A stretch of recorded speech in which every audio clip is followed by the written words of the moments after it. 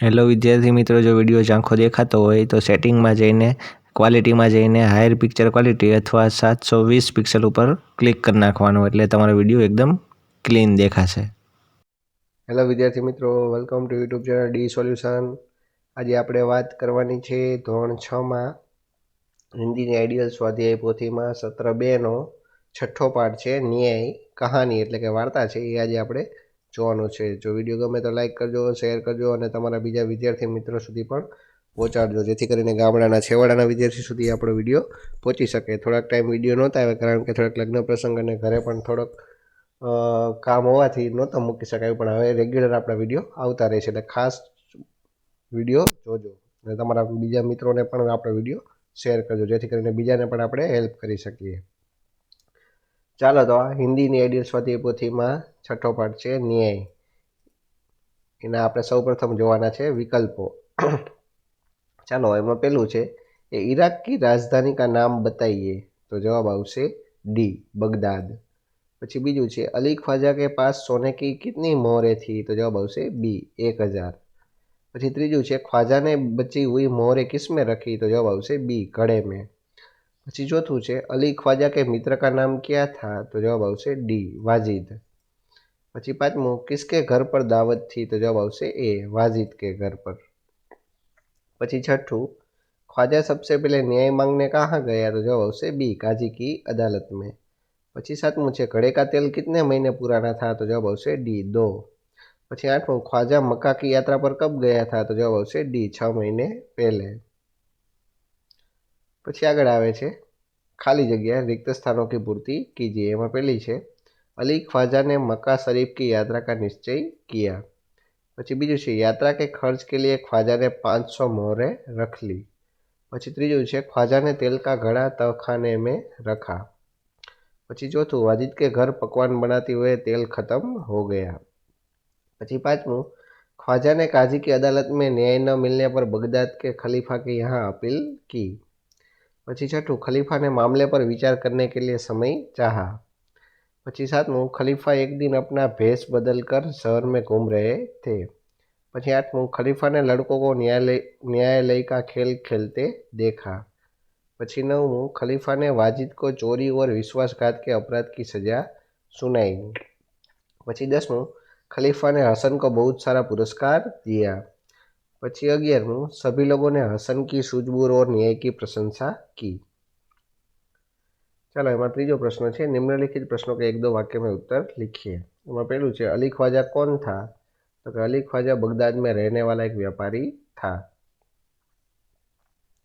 પછી બીજું છે ख्वाजा ने तेल का घड़ा किसके घर रखा, तो कि ख्वाजा ने तेल का घड़ा अपने मित्र वाजिद के घर रखा. પછી ત્રીજું છે दोनों मित्र को झगड़ते देख लोगों ने ख्वाजा को न्याय के लिए कहाँ जाने की सलाह दी, तो कि दोनों मित्रों को झगड़ते देख लोगों ने ख्वाजा को न्याय के लिए काजी की अदालत में जाने की सलाह दी. પછી चौथું છે लड़कों के खेल में न्यायाधीश कौन बना था, तो कि लड़कों के खेल में हसन नाम का लड़का न्यायाधीश बना था. પછી પાંચમું हसन ने तेल की जांच करने के लिए किसे बुलवाया, तो कि हसन ने तेल की जांच के लिए 2 तेलियों को बुलवाया. પછી આગળ આવે છે ચોથો પ્રશ્ન निम्नलिखित प्रश्नों के 2-3 वाक्य में उत्तर लिखिए. चलो, पहलू है अली ख्वाजा ने अपनी जमा पूंजी कहाँ और क्यों रखने का निश्चय किया, तो कि अली ख्वाजा ने अपनी जमा पूंजी अपने मित्र वाजिद के घर रखने का निश्चय किया, क्योंकि अली ख्वाजा अकेला रहता था और वह मक्का की शरीफ यात्रा के लिए जाना चाहता था, क्योंकि वहाँ वह सुरक्षित रहेगी. પછી બીજું अली ख्वाजा ने मोहरे तेल में क्यों छुपाई होगी, तो कि अली ख्वाजा ने तेल में मोहरे छुपाई क्योंकि तेल के रंग के कारण मोहरे किसको दिखाई ना दे और किसी के मोहरे के बारे में पता न चले. પછી ત્રીજું मित्र के साथ हमें कैसा व्यवहार करना चाहिए, तो कि मित्र के साथ हमेशा ईमानदारी और सच्चाई से भरा व्यवहार करना चाहिए. मित्र के साथ कभी भी विश्वासघात नहीं करना चाहिए. પછી चौथું हसन ने क्या सूझबूझ दिखाई थी, तो कि हसन ने अली ख्वाजा और वाजिद दोनों की बातें ध्यान से सुनी. फिर हसन ने 2 तेलियों को बुलाकर कहा कि आप इस घड़े के तेल की जांच कीजिए और बताइए इस घड़े में तेल कितना पुराना है.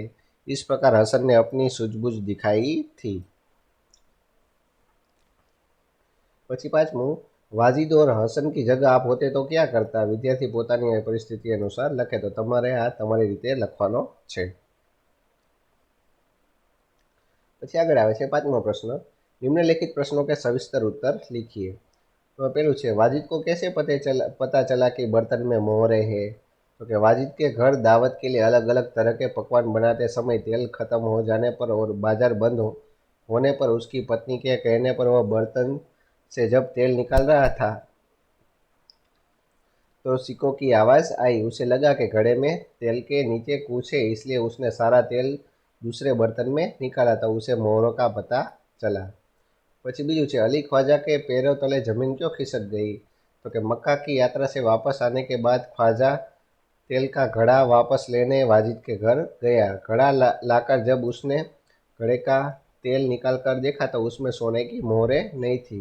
यह देख उसके पैरों तले जमीन खिसक गई. પછી ત્રીજું, अली ख्वाजा और वाजिद के बीच झगड़ो क्यों हुआ? तो कि वाजिद ने अली ख्वाजा के घड़े से तेल के साथ उसमें रखी मोहरें भी निकाल ली. उसने घड़े में तेल तो भर दिया पर मोहरें चुरा ली. ख्वाजा ने मक्का से लौटने के बाद घड़ा लाकर देखा तो उसमें मोहरें नहीं थी. मोहरों के बारे में उसने वाजिद से पूछा तो वाजिद ने मोहरें चुराने से साफ इनकार कर दिया. इसलिए उन दोनों के बीच झगड़ा हुआ.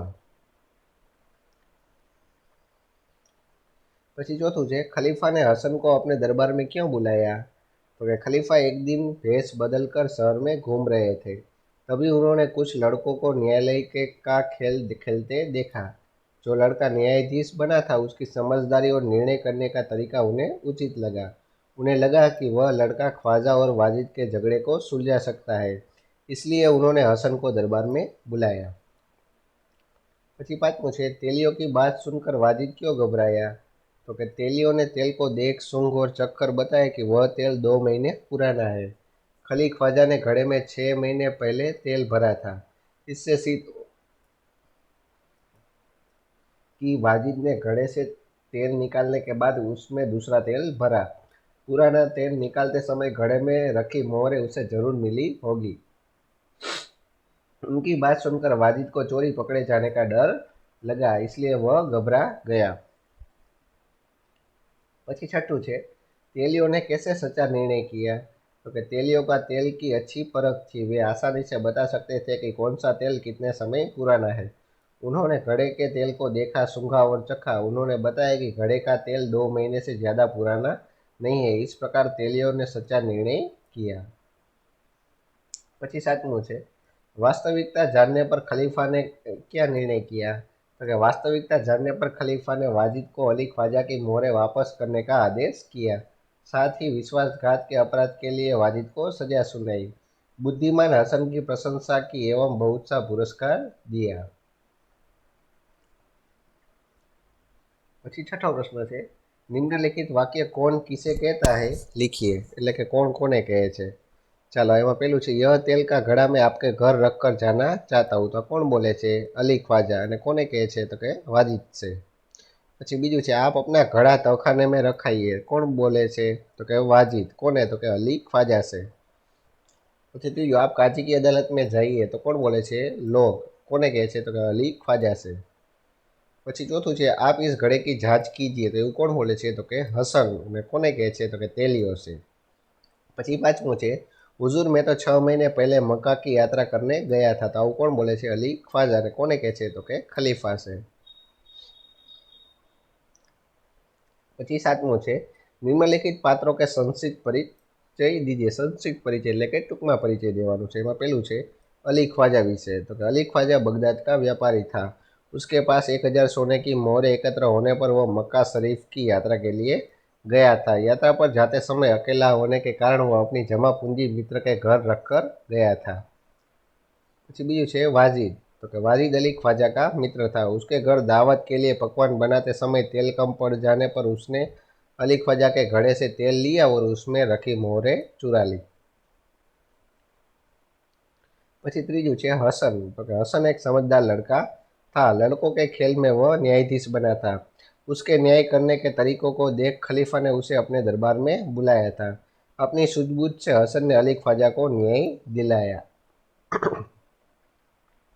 ચાલો પછી આગળ આવે છે સમાનાર્થી શબ્દ। એમાં પેલું છે અપીલ તો કે નિવેદન, મોહર તો કે સિક્કા, વિશ્વાસઘાત એટલે કે ધોકા, પુરસ્કાર એટલે કે ઇનામ, જાંચ એટલે કે તપાસ, સમજદારી એટલે કે સૂઝબૂછ, ન્યાયાધીશ એટલે કે કાજી, પૂંજી એટલે કે ધન, વાસ્તવિકતા એટલે કે અસલિયત।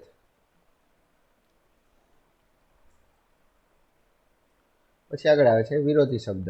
મિત્રનો વિરોધી શત્રુ, નિરાશાનું આશા, ન્યાયનું અન્યાય, સ્વીકારનું અસ્વીકાર, પ્રખ્યાતનું કુખ્યાત, શહર તો કે ગાંવ, ઉપસ્થિત તો કે અનુપસ્થિત, સચનું જૂઠ। પછી આગળ આવે છે નિમ્નલિખિત मुहावरों का अर्थ लिखकर वाक्य में प्रयोग कीजिए। એમાં પેલું છે सिर पकड़कर बैठ जाना એટલે કે નિરાશ हो जाना। વાક્ય શું થશે તો કે પરીક્ષા में अनुत्तीर्ण होने पर मैं सिर पकड़कर बैठ गया। પછી બીજું છે पैरों तले जमीन खिसक जाना એટલે કે આઘાત लगना। વાક્ય થઈ શકે પડોશી के घर चोरी होने पर पैरों तले जमीन खिसक गई। પછી ત્રીજું છે सिर खुजलाना એટલે કે सोच समझ न पाना कि क्या करे। વાક્ય શું થશે તો કે बहुत ही कठिन प्रश्नपत्र देखकर मैं अपना सिर खुजलाने लगा। પછી ચોથું છે कहाँ सुनी होना એટલે કે वाद विवाद होना। તો એનું વાક્ય શું થશે તો કે कार्यक्रम के आयोजकों और दर्शकों के बीच कहाँ सुनी हो गई। પછી પાંચમું છે ભૂરી ભૂરી પ્રશંસા કરના એટલે કે તારીફ કરના। એનું વાક્ય થશે કે સભી લોકોને હસન કી ભૂરી ભૂરી પ્રશંસા की। चलो પછી આગળ આવે છે 11 निम्नलिखित वाक्यों में से क्रियावाचक शब्द ढूंढकर उदाहरण अनुसार वाक्य फिर से लिखिए। એમાં ઉદાહરણ આપ્યું છે राधा ने संजीव को पत्र लिखा। तो એમાં ક્રિયા શું થઈ તો કે લખ્યું। કોને લખ્યું તો કે કિસકો। ચાલો તો કે સંજીવનો। હાલો એમાં પેલું છે अध्यापकों ने बच्चों को कहानी सुनाई। तो કે अध्यापकों ने किसको कहानी सुनाई। પછી બીજું છે रात को कुत्ते भौंक रहे थे। तो કે कुत्ते कब भौंक रहे थे। પછી ત્રીજું वह पटाखे देख रहा है। तो कि वह क्या देख रहा है। પછી ચોથું वेदांत किताब पढ़ रहा था। तो कि कौन किताब पढ़ रहा था। પછી પાંચમું पता नहीं तन्मय मेरे पास से कब चला गया। तो कि तन्मय मेरे पास से कब चला गया। પછી छठુं आकाश में पतंग उड़ रही थी। तो कि कहाँ पतंग उड़ रही थी। પછી આગળ આવે છે લેખન કાર્ય। निम्नलिखित कहानी के वाक्य उलट पुलट कर दिए गए, उसको पढ़कर कहानी का निर्माण कीजिए और उचित शीर्षक दीजिए। એ જો ચાલો તમને એક આડીઅવડી વાર્તા આપી છે। પહેલાં તમારે બધાય વાક્ય વાંચી લેવાના, પછી એને વારાફરતી વાક્ય ગોઠવીને એક કહાની વ્યવસ્થિત ગોઠવવાની, પછી એને ટાઇટલ એટલે કે શીર્ષક આપવાનું છે। ચાલો પહેલાં વાંચી લેવાનું, પછી એના ઉપરથી તમારે कहानी बनाए। तो चलो तो आप सीधी कहानी बनावशो। तो एक दिन जंगल में एक शेर आराम से सो रहा था। शेर जहाँ सो रहा था उसके पास एक बिल था એટલે કે दर હતું जिसमें एक चूहा रहता था। शेर को सोया हुआ देखकर चूहा उसके पास आया। वह शेर के शरीर पर चढ़ा और नाचने लगा। शेर की नींद खुल गई और उसने गुस्से से चूहे को पंजे में पकड़ लिया। चूहा रोते रोते बोला कृपा कर मुझे छोड़ दो, मैं तुम्हारी मदद करूंगा। एक दिन एक शिकारी जंगल में शिकार करने आया। उसने शेर का शिकार करने के लिए जाल बिछाया।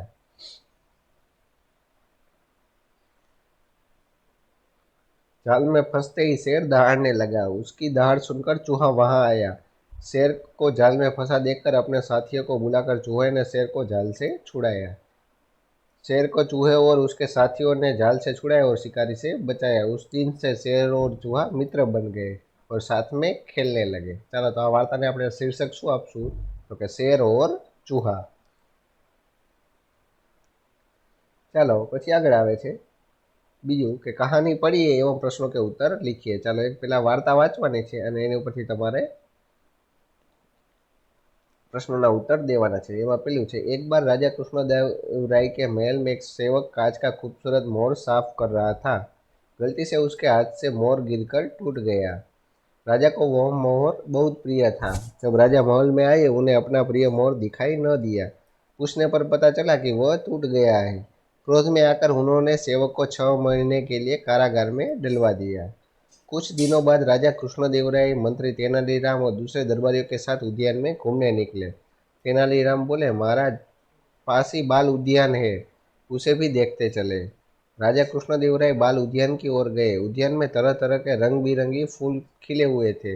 एक स्थान पर बच्चे नाटक खेल रहे थे। एक बच्चा राजा बना हुआ था। उसके सामने 2 सिपाही एक अपराधी को पकड़कर खड़े थे। खेत के मालिक ने शिकायत की, महाराज आज यह मेरे खेत से गाजर और मूली उखाड़ कर ले गए। सुनकर राजा बने बच्चे ने चोरी करने वाले से पूछा, उसने गलती मान ली। तब वो बोला, ठीक है, तुम्हें माफ़ी दी जाती है, पर ध्यान रखना कि दोबारा यह गलती न हो। फिर खेत के मालिक से कहा, तुम्हारे नुकसान की भरपाई शाही खजाने से की जाएगी, पर पहली गलती पर भला हम कैसे सजा दें। नाटक देखने के बाद मंत्री ने कहा कि महाराज यह बच्चा तो बड़ा शरारती है, इसे सजा मिलनी चाहिए। तेनालीराम बोले, हाँ महाराज, मेरे विचार से सजा यही हो कि इसे राज दरबार में बुलाकर यह नाटक फिर से दोहराने को कहा जाए।